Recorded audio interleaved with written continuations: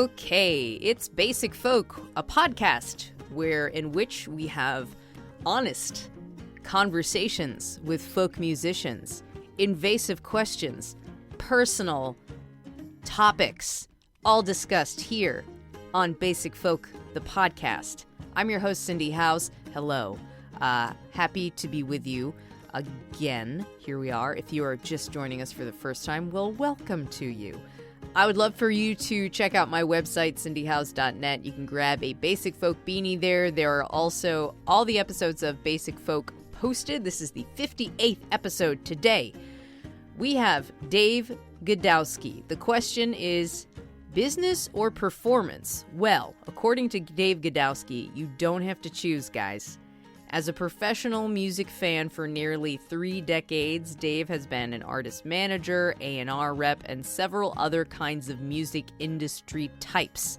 All the while, he's weaved in and out of the singer-songwriter-performer world, which he has a great talent for. Dave's genuine good-hearted nature has gotten him the trust, talent, and time of many impressive well-known musicians like Bon Iver, Gene Ween, Adam Duritz, and Leanne LaHavas. He's also well connected to many smaller music communities. One of those communities was essential to his songwriting in the last 10 or so years, the Sub Rosa Songwriting Retreat that we have talked about on this podcast before. It's a songwriting retreat that takes place on 3 Mile Island in Lake Winnipesaukee, New Hampshire. Dave talks about how this retreat has allowed him to piece together enough songs for his last few albums. His newest album, Cuts, which, depending on when you're listening to this podcast, it's out on February 28th. It's this beautiful, calming album dotted with lovely harp and woodwinds. During production, he was concentrating on keeping the band zen and working to create a musical Xanax. He said if people were having a panic attack, they could put this on and it would calm them. It's a great album. I hope you go listen to it when it is out in February 28th. We're going to take a listen to a clip from one of his new songs from Cuts. This is called So and So By and By from Dave Godowsky, and then we will get to our conversation on Basic Folk. I'm making an oath to bleed for whomever comes through my feed. I'm pledging myself to so and so, so and so, by and by.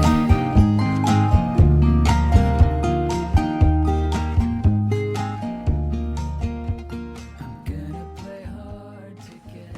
Dave Godowsky. This is cool. It is. Yeah. Thanks for talking to me.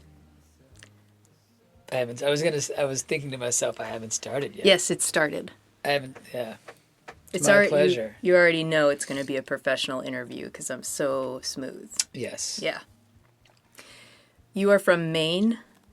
Yes. Whereabouts are you from, and what is your hometown like? I'm from the town of Yarmouth, Maine. About 7,000 people. It's a great little suburban town. It's right outside of Portland, which is a great small city. Yeah, great place to live. It's the classic kind of place that, like, when you're 16 years old, 17 years old, you're like, get me out of here. This is so boring. This sucks. And then it doesn't take that long to be like, oh, you know what? It's pretty cool. Like, it's a pretty cool place. It's right on the coast. Maine's just a cool place, you know? I think there's other small suburban towns in America that actually are probably legitimately really boring. Mm-hmm. And this isn't one of them. It's actually a cool place. What's the accent like? The accent? Mm-hmm. There really isn't much of one. You have to get up into Maine to get into accent territory.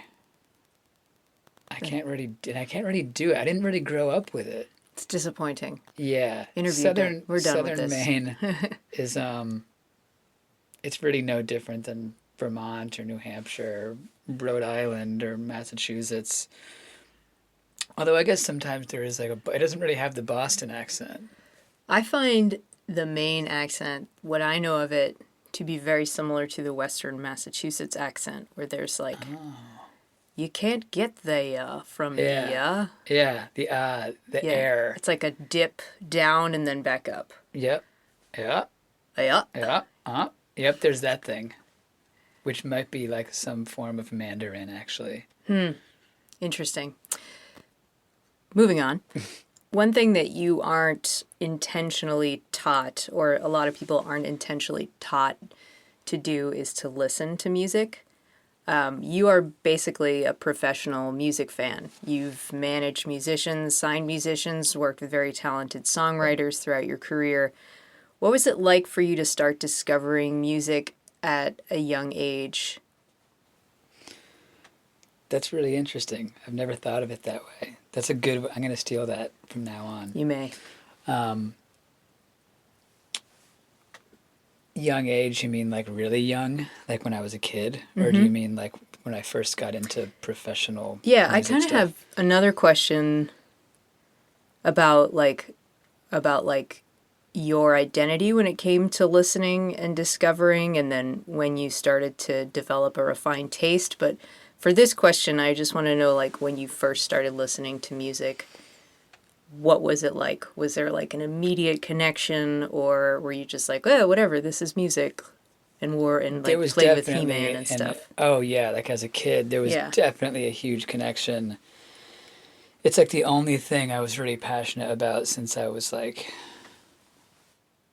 a little kid, like 7 or 8 or something. Like, I mean, I remember just being so obsessed with records. My parents had crates of old records from the 60s. Everything from the Beach Boys to Neil Young to Bob Dylan to like the Monkees and, funny stuff like that.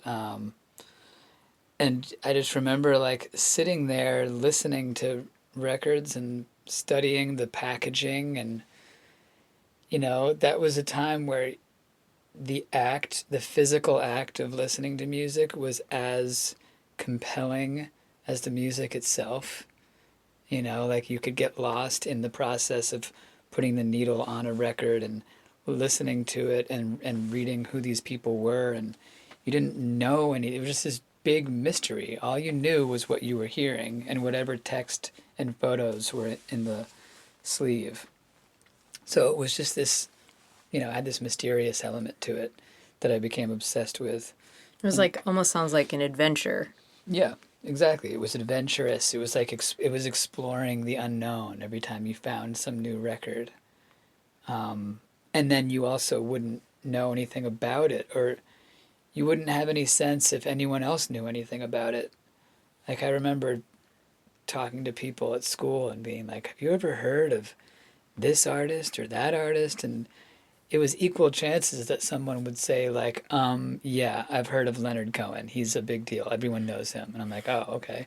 Or like, does everyone know about this other person? You just have you have no sense of things. It isn't like today when you can see how many like Instagram followers they have, Right. or whatever, and within like a few clicks or whatever, you can tell like more than you would ever possibly in a million years want or need to know about anyone. Isn't that so hilarious when you discover someone? You're like, what a great discovery. And you look at their Yes. Instagram and they have like 1 million Yes. followers. Yeah. Yeah. That used to not happen. I know. It's fun when it happens the other way. Like you assume someone's like huge and you look them up and you're like, what? How is this person not like... For me, sometimes when I do look at someone's numbers, there is like either that like extreme, on the scale of extremes, either there's like 1 million followers or there's like 100. And when I find that somebody has like 100 Instagram followers, I feel this like great despair. Like, oh no, Yeah. this is terrible. Right. What can I do? Probably nothing. Probably nothing, unless you have millions of dollars or Right, something. right. Yeah, the correlation between quality and exposure is non-existent, really, which can be fun sometimes for fans, not so fun for the artist. But it kind of seems like for you, it's been a career-long struggle of choosing performance over business. Yeah, more so at different points, but yeah. Why do you think that exists? I think a lot of it has to do with it's not even so much a logistical thing as it is a perception thing. Like I'm not allowed to be feeling like I'm not allowed to be a musician if I'm working in music. And that was something I learned early on that really kind of bummed me out because it never occurred to me before. I was just like, I have car payments and student loan debt and bills and rent and all these things. Like, I need to get a job. I can't just be a musician. Like, I need to get a full-time job immediately. So thinking, well, why don't I just find a job in music? Like, it's the one thing I want to do. And I didn't even know what the music industry was. It was like there must be jobs in music, right? I know that there's some, I don't know what it is, but there's some music industry. So I found a job at this record label and was like, sure, yeah, I'll just do anything. And the next thing I knew, it was like I was playing gigs and there was immediately like this sense of like, oh, wait, so you work at a record label. Oh, so, but I don't get it. Like, which one are you? Are you one of us or one of them? It was like being a cop at a party or something. Like, like, are you a label guy or are you one of the band? It was seen in a negative way? It may have been like inadvertently negative. I don't think there was much like, oh, we don't care about this guy. He's with the label or something. At least not overtly, but it was definitely there, like in between the lines, kind of. Like it was.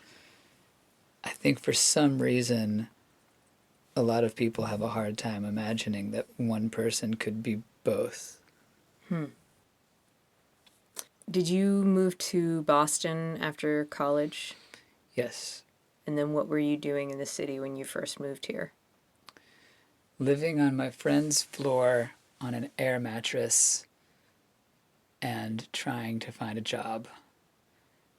And this was like when cell phones first came out. And I remember getting a cell phone. It was a huge deal. And I didn't realize how it worked in terms of how they bill you, like for the minutes. Is that even still a thing? Do people still pay for? I feel like everything is just unlimited now. Maybe not. I don't think it's unlimited, but I don't think people use as many minutes because of texting. I think unlimited texting is a thing now. You don't hear many people these days say like, I can talk, but I don't have many minutes left, so make it quick. So you gotta call me on the weekend or something. Right. Yeah. But this was back in the days where minutes counted. What cell phone company did you use? Oh, I don't remember. It was probably just AT&T or something. It wasn't, what was the one that used to let you do rollover minutes? Singular or something? Oh, yeah. I used VoiceStream, which had that parrot. Wow. And then it became T-Mobile. Wow. So you were in on the ground level. That's right. You own part of T-Mobile. That's right. I had one of those like Nokia phones with the giant button in the middle. They're going to come back. They're going to come back. Oh, man, I loved that phone. With if you had hung on to that phone, it would be worth $10,000. It had a snake on it.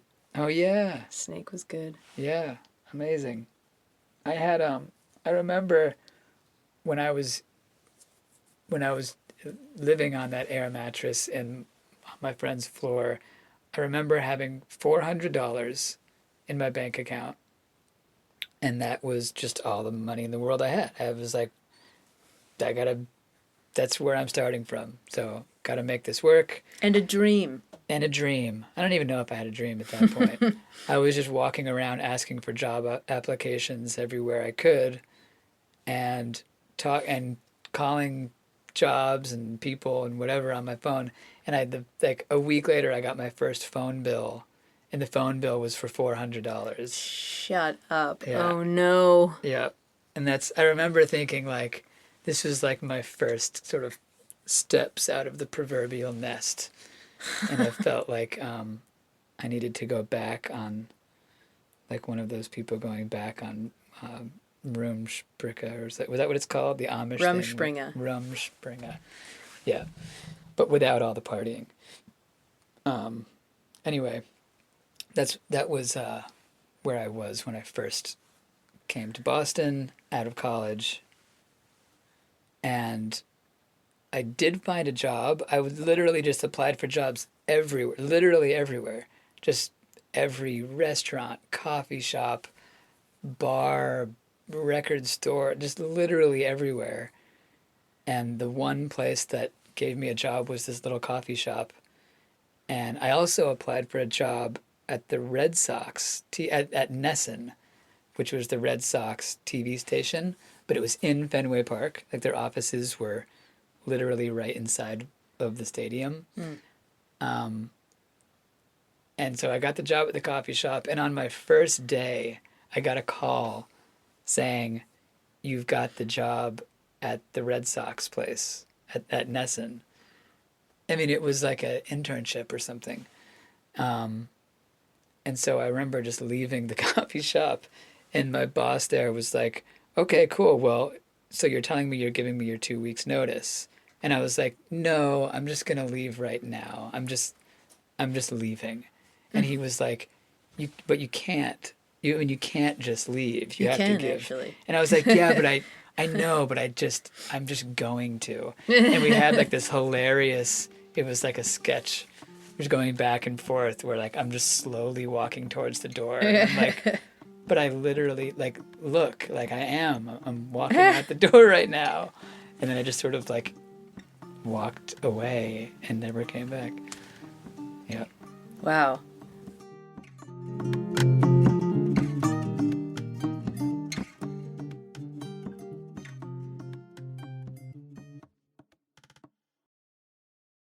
You've had some very impressive connections with big name musicians: Bon Iver, Adam Duritz of Counting Crows, Gene Ween of Ween, Leon LaHavas, and you're also deeply connected to many smaller name music communities. Like you're an essential part of the Cambridge singer-songwriter folk community and have been for like almost 20 years.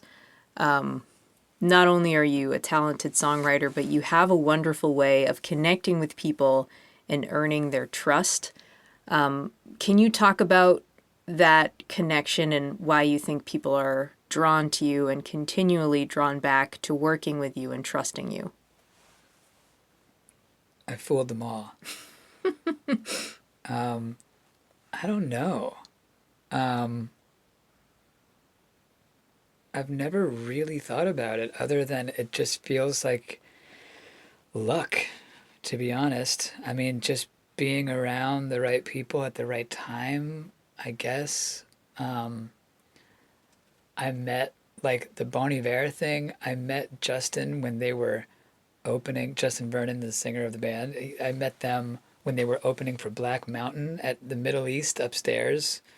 And they, like, Which needed is a small room. It's like 100-ish. Yeah, people. They were opening for this sort of like post-rock hard. I don't even know how to describe Black Mountain, but they were playing at this little venue in Boston, and they needed like a place to sleep. Like they all ended up sleeping up on my floor, in like, I don't even know what year this was. It was before that first record came out, and I think at the time it was just they had good music and were like nice people, and there was just part of me that just wanted to, I don't know, it was like a natural curiosity in meeting people.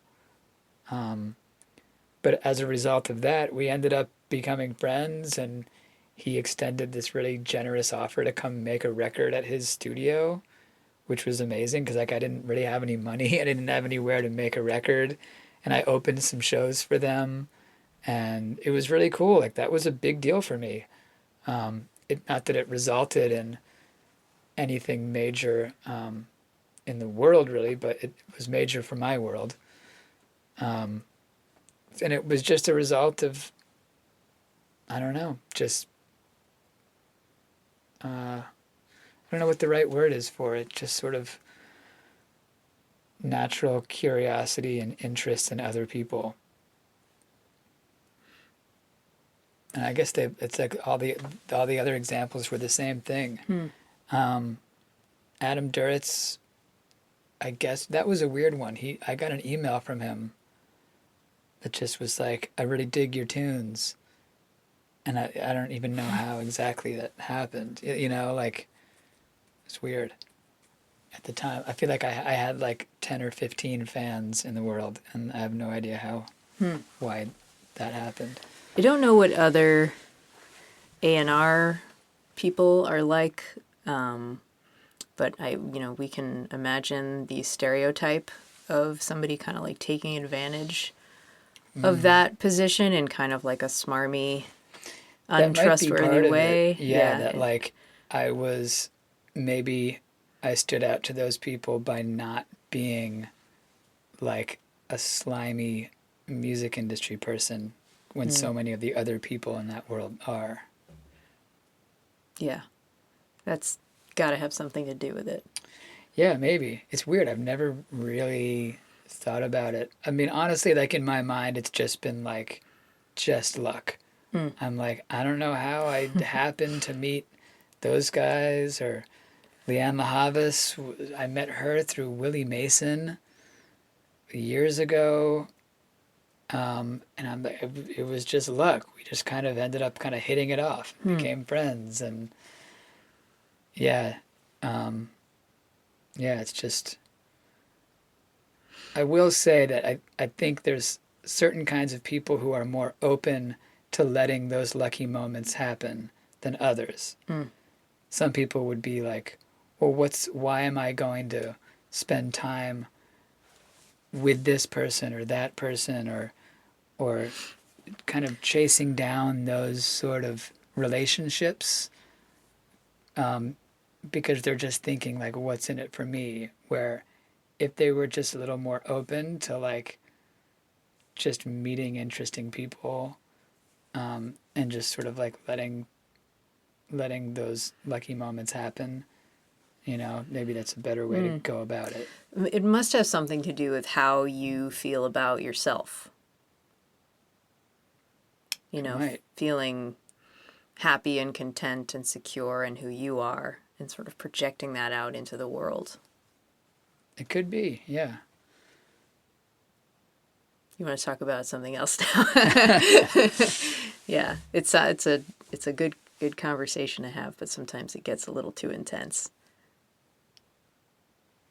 Yeah. Well, it's all like, I don't really understand it. It's just sort of like, yeah, it really just feels like luck. I don't feel like there's anything more to it. Well, I think that's definitely true, but I like all the other answers we came up with. High five. Great. Maybe they like my songs too. Oh, of course. That would be cool. Yeah. What about Isotope? You started working there a few years ago. Yes. So a few years ago, I left the world of management and A&R and started working for Isotope. And that was a major career change for me, because ever since I started off in 2003 or 4 or whatever that was with Clap Your Hands, Say Yeah, I'd been doing either A&R or management. So it was, 15 years, 14 years, it was a while. And I had kind of grown tired of it. It's sort of especially on the management side. Like managing Seems bands like a hustle. Yeah. I don't think I'm the right person for it either. Like, I just don't. That's a long time to do something. Yeah. For something you're like, I don't think this is for me. Whoops. Yep. I could have saved myself a good 13, 14 years if I had figured that out earlier. But no, it's like anything, like it's hard to navigate the course of your life. You can't predict what the right course is, much less control or dictate what it is. But at any given point, if you know something's wrong, you can make a change. So I did that a few years ago, and it was such a great thing for myself. Isotope is just this really cool company in Cambridge that makes some of the most interesting kind of innovative technology behind audio. So it's so many records that you hear, so much music that you hear has isotope stuff on it, the mixing of it, the way it sounds, how it does, or why it sounds the way it does, how it was mastered, so many things. And then also in the film world, there's scenes in films and TV shows that you're only seeing them because they were able to use isotope stuff to salvage it, or it sounds the way it does because of isotope. So it's a cool place to work. How does that connect you to musicians in a different way than in your previous jobs? It allows me to have relationships with many more musicians, like a business relationship, where if I was managing bands, there'd be a handful of bands that I manage. But in this job, I kind of just maintain relationships with hundreds of people. And the relationship has nothing to really do with money. It's really just about awareness and kind of having the right people know what's going on with this company. So it's a lot easier, to be honest. I mean, it's you're just sort of, everything is always positive. Whereas in my old job as a manager, there was a lot of negativity, a sort of obligatory negativity coming from all different places as a nature of the industry and the current climate of that industry. But with this job, it's really just everyone's always happy to hear from you because people really like the stuff. So you get to just kind of play the role of Santa Claus, kind of. So it's nice. So I don't have any specific like New York, Massachusetts questions at this point, but just to say, like, you moved to New York for how long were you there from? I think I was there for like 10 years, but it was over a couple stints. So I lived there like in 2004, 2005, and then I lived there again 2010 to 2013. You left and came back. And then I also lived there from 2015 to 2007. It's been like 3 different stints. And you've recently once again come back to Massachusetts. Yep. Which is awesome. You have a new album, Cuts, is coming out on February 28th, and I hear that there's kind of an elbow to the side to Bob Dylan's Blood on the Tracks. Yes. Getting back to the wordplay stuff, like, Dylan has some of the best wordplay. He's got like some good little jokes in his lyrics a lot, like, and I always thought Blood on the Tracks was like a really clever pun of just like pouring himself out in the songs. And then I realized that you could do the exact same play on words with just one word. Cuts. Cuts like song cuts. Exactly. Cuts like you cut your finger. Right. Cuts. So when Bob heard I was calling my album Cuts, he called me up and was like, "You son of a bitch." And we just laughed and laughed. Oh my God. I think we spent literally 20 minutes on the phone just laughing for 20 full minutes. Can you do an impression of Bob Dylan's laughter? It's just silent. Oh, like... Yeah, and mine is too. So we just sat there silently Oh on the gosh. phone for 20 minutes That's so knowing. funny. And then, Yeah, I don't know where to go with this hilarious fake story. Well, just to give people an understanding who are not familiar with your previous two albums, your first one is called All You Love Is Need, and your second one from 2016 is called Pregret. Yes. So, very clever. But this album Cuts, it's very beautiful, calming album, and it's dotted with some lovely harp and woodwinds. And you say that you are concentrating on keeping the band zen and creating a musical Xanax. Yes. And you say if people were having a panic attack, they could put this on and it would calm them. So that leads me to ask you, what is, if you're comfortable talking about it, what is your experience with panic and anxiety? Why was it important to you to make music that reflects calm? I've definitely, my whole life, had to deal with it. I think, if you haven't, then that kind of, I don't believe you.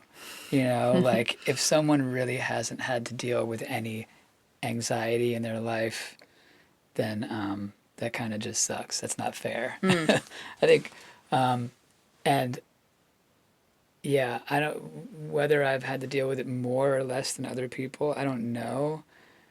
But at different points in my life, I've had more or less of it. I mean, there have been times where, there were times years ago where, like, I wasn't going out at all. I wasn't, it was affecting my life a lot more in a physical way.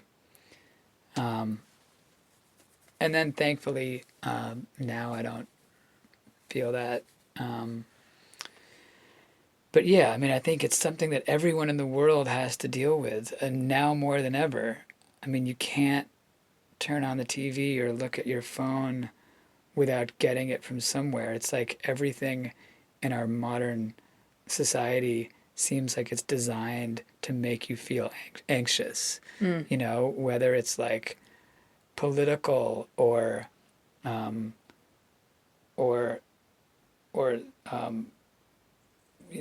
other people making you feel bad about yourself on the way you look, or who your friends are, or how much money you have, Or what you're not doing. right? Like the FOMO stuff. Yep, it's all designed around. All social networking is designed to, make you question whether or not you're doing the right thing or good enough or cool enough. And then, yeah, like the political landscape or the coronavirus or whatever. I mean, every day it's just something else. As Will Sheff says, it's hard to be a human being. And I think we could use a little help anywhere we can get it. And that's where artists come in. I think the job of an artist is to help correct some of that stuff. There's checks and balances, and artists are really important the same way that doctors are, like we need artists it's our job. We need to help correct that course. And right now, I think we need people to make art that's going to be helping calm people. And so my whole goal with this album, at least in terms of how it sounds, this isn't necessarily the message of every song, like literally, but in terms of how it sounds, just the vibe of it, I would love to have made something that I know people can put on, and it would be something of an antidote to all that other stuff. That was good. Yeah. I got water in my eyes, Dave Godowsky. It's seltzer. Yeah. It's sparkling. It's actually pretty painful. It's not LaCroix, though. Do you have a preference when it comes to polar seltzer versus LaCroix? No. I just like the flavors. I like the pamplemousse and the lime LaCroix, and then I like this black cherry. I also like the black cherry lime, or sorry, the polar lime. But it's just it just depends on what the supermarket has. What's your stance on Topo Chico? I don't know what that is. really good seltzer water. It's like super bubbly. Where can you get it? You can get it most places now. It used to only be in Austin or something, but Wonder if I now could you look can it up. find them all over the place. Taupe. Topo Chico. It's like burns your mouth. It's so carbonated. Oh, I have seen these. I'm gonna order some. No, I'm gonna go find some. Excuse me. Anyways, back on track. This sounds like a good time to talk again about the commercialization of music that we were kind of touching on earlier. I just went to Folk Alliance, and Rhiannon Giddens did a really wonderful keynote speech where she touched upon many things. Hopefully, like, I can be emotional enough to be invested in this question, but not too emotional. The line that resonated with me the most was her saying, "We must reject the commercialization of music and get this music to the ones who need it most." To me, that means the type of listeners that you want would be quality over quantity. Get the music to those who will appreciate it for the art and for the message it sends, even if they didn't know they needed it. What do you think? Yeah, I mean, it's hard to argue with that. I don't think anyone would really ever argue with that if they're in the business of making art. I guess someone who would think about it differently might be someone who's just they're in the business of getting certain numbers. There's certain business people that they might happen to work in the field of music, but what their job is to deliver certain numbers. Mm. And for that person, they just shouldn't work with Rhiannon Giddens, I guess. Yeah. And she shouldn't work with them. Right. Like, that's fine. I want to say that at any level that you're working with in this particular situation, I think numbers are important, but they're not the most important. The mission or the message or the heart of the art is the most important thing, you know? Yeah. And there's, sometimes it crosses over though. I mean, there's part of me that thinks let's say you do find that target audience that is listening for the deepest message, and they're listening so closely to every word and every note, and they come to every show, and they're in the front row, and they're totally invested, and their heart is in it, and everything. You kind of already have that audience, like, I could also see someone making the argument that, like, maybe it's more important to reach the other people and to convert them. Like, how do you find the people who don't listen that closely and convince them to? Like, maybe that's someone who is accomplishing just as much, if not more. Like, Billie Eilish is like a great example. Like, she's reaching people who probably have never thought of music as art before, and now they are. That is awesome. Like, how cool is it that there's millions of kids who are discovering music, and because they're discovering it through her, they hear music as art instead of music as commercial. Thanks, Billy and Phineas. Right. Yes. It's interesting. She's come up a couple of times in Basic Folk interviews, which is cool. She's so good. Yeah.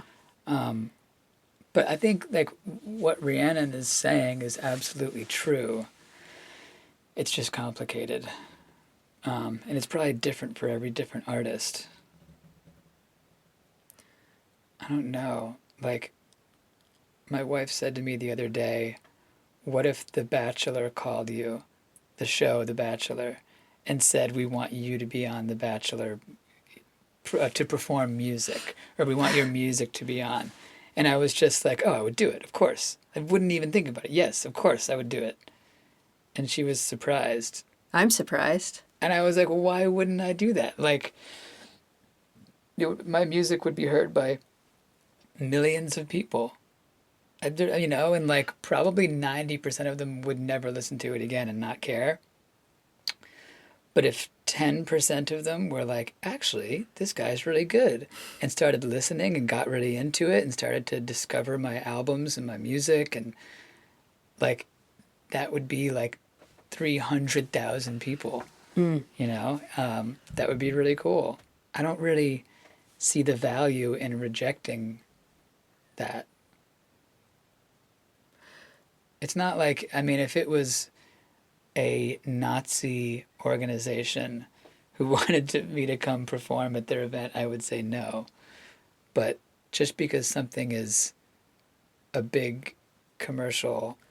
Well, what about, so let's not say The Bachelor because that is like a different world, but what about a show like The Voice or American Idol or America's Got Talent? Yeah, that's interesting. I probably wouldn't do it.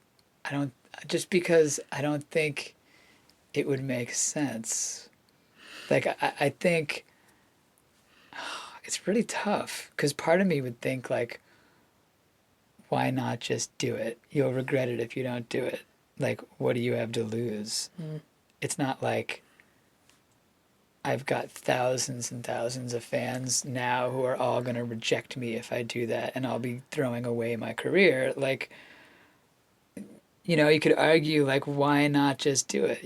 Like, but at the same time, I feel like those shows are not, I'm not who they're looking for, and I'm not who their audience is looking for. So it might just not even make sense. How do you feel as a music industry person who's had a couple of different roles that you're kind of like a caretaker of someone's art? Like, do you think about that, and with what mentality do you approach that? Like, if Justin Vernon was like, The Voice called me and said they want me to be on, what should I do? Oh, yeah.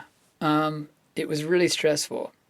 That's one of the things that made me want to leave management, because I felt responsible for people's lives too much. So it was too much pressure. Like, with managing someone's musical career, at least for everyone that I did it with, that was their whole life. It's sort of like a euphemism for you're managing their life. And with the industry as sort of decimated as it is, that's putting a lot of pressure and on you to deliver so that people can have a career. And I think maybe some of that was in my own head. Like, maybe from their point of view, it wasn't that intense, but these were people who I really loved and whose music I really cared about. So I felt like if I couldn't deliver above and beyond, that I was letting them down, or like responsible for, potentially would be responsible for having this, some, for their life in some way. It was just too much. Yeah. Two more questions. You recently became a husband and father, and you said, I'm at a high point in my life, personally, professionally, and creatively. How does this high point affect your creativity?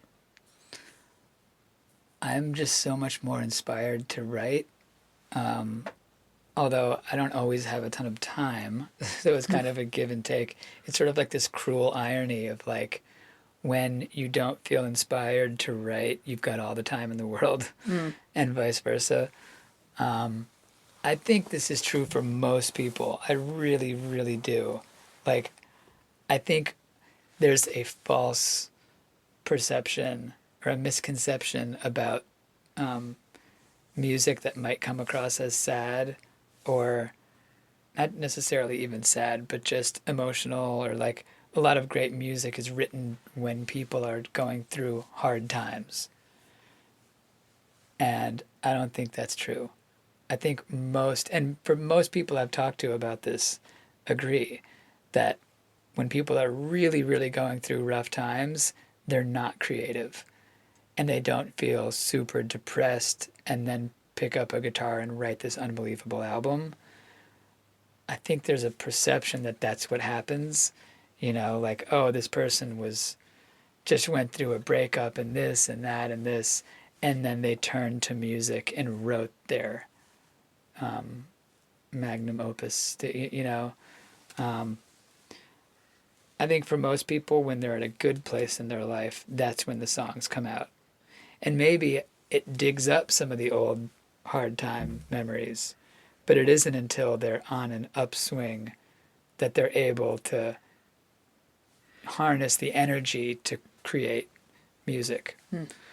At least that's how it is for me, and it's how it is for a lot of people that I know. And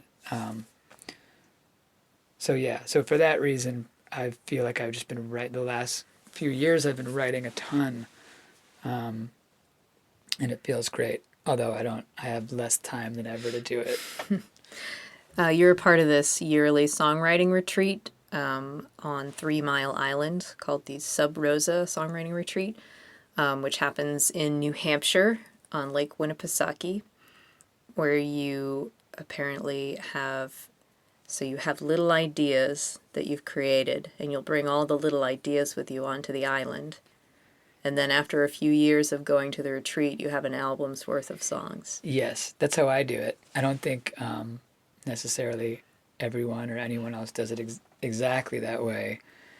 I definitely do. Like, that's my 1 week of the year where I really bear down and write.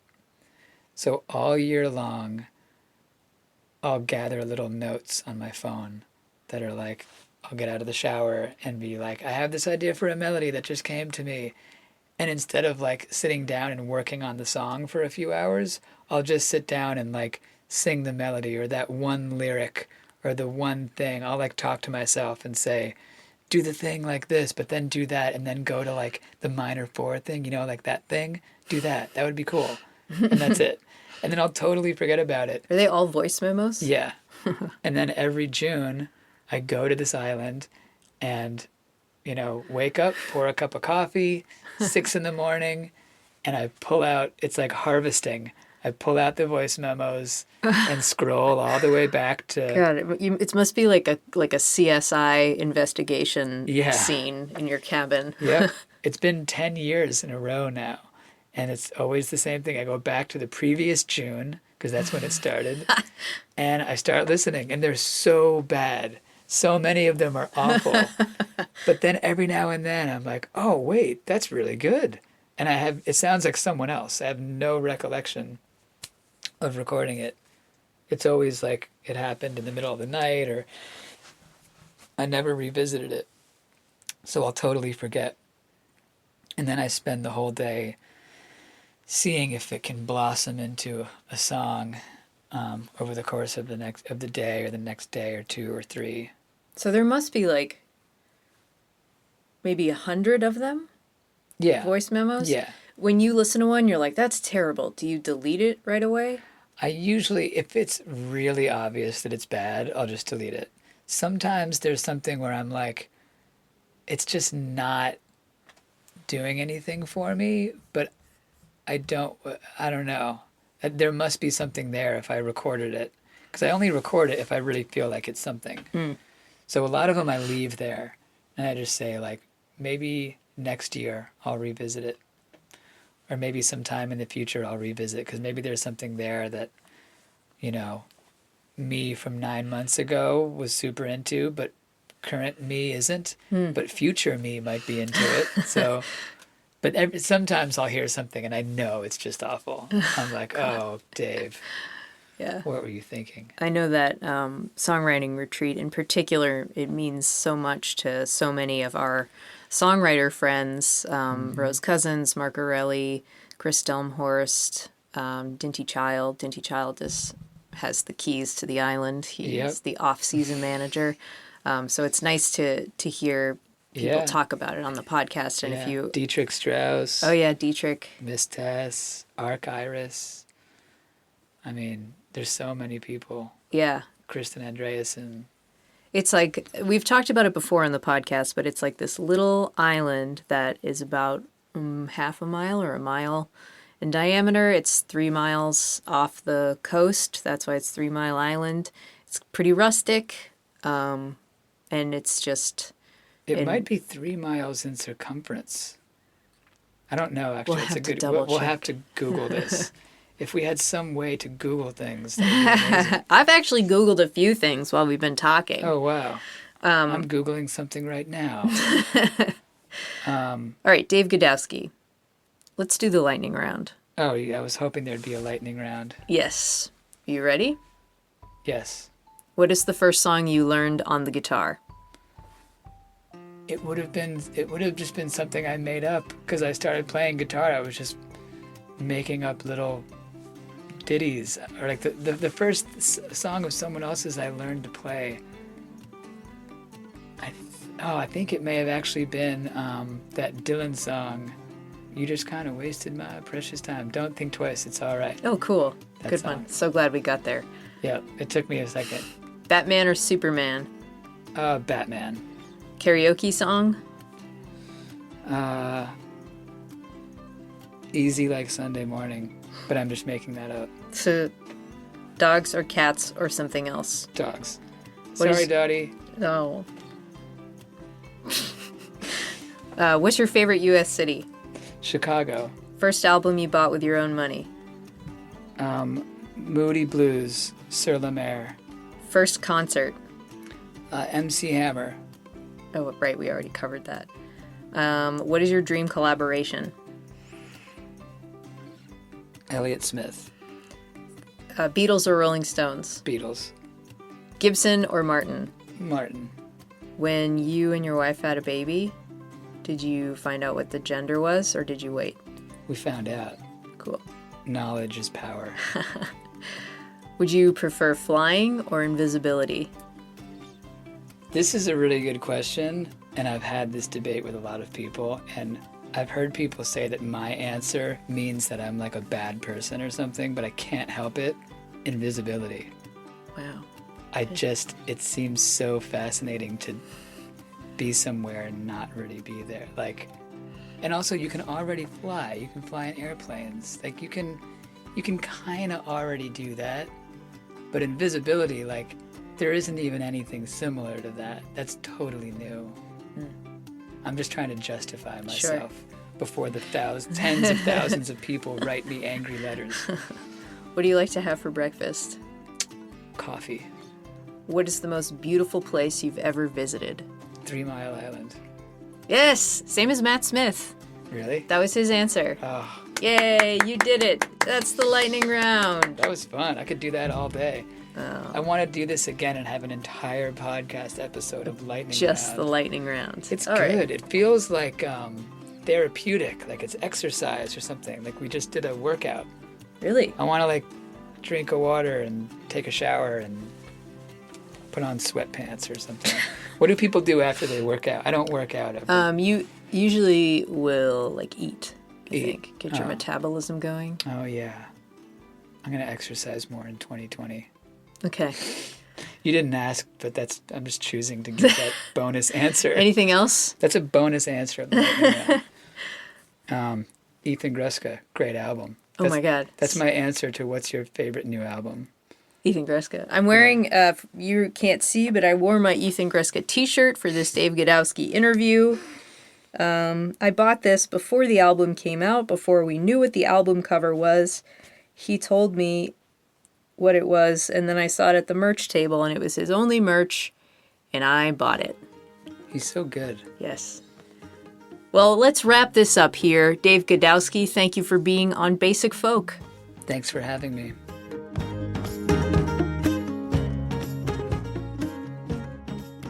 Basic Folk was produced by Laura McCarthy this week. Adam Corey also produces Basic Folk. Lindsay Myers is our business manager. Alex Stanton of Townspeople does our music.